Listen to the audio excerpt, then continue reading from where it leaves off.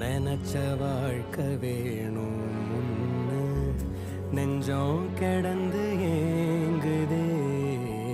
படைச்ச சாமி கேட்காததையும் படிச்ச சாமி கேட்டதே.